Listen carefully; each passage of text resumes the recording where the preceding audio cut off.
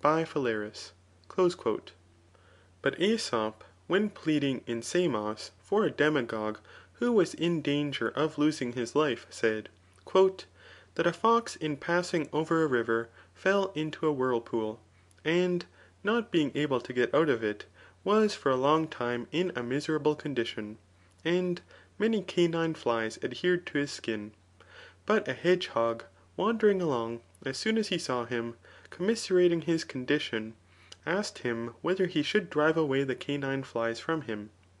The fox, however, would not give his permission, and being asked by the hedgehog why he would not, replied, because these indeed are now full of me, and draw but little blood ; but if you drive these away, others will come who are hungry, and will drink up the rest of my blood.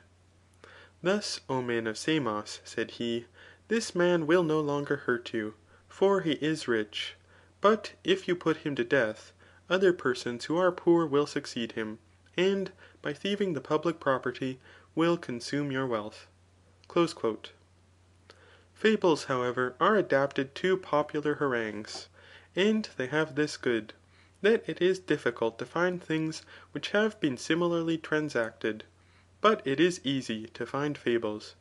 For it is necessary that he who is able to perceive similitude in things should compose fables in the same manner as parables, which it is easy to do from philosophy.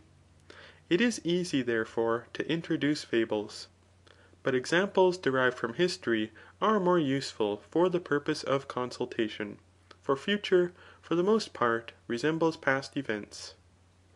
But it is necessary that the orator should use examples as demonstrations when he has not enthymemes ; for credibility is obtained through these. And when he has enthymemes, he should use them as testimonies, and should employ examples in the epilogues of the enthymemes. For examples, when they are proposed by themselves, ought to be similar to inductions ; but induction is not adapted to rhetorical compositions, except in a few instances. And examples, when adduced in confirmation of conclusions, are equivalent to testimonies. But a witness is every where adapted to persuade. Hence, he who introduces examples prior to enthymemes must necessarily adduce many examples. But one example is sufficient for the purpose of confirming what has been proved by enthymemes.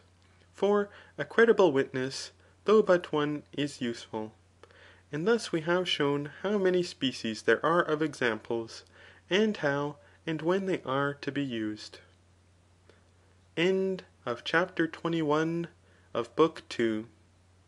Recording in memory of Mitchell Edwards.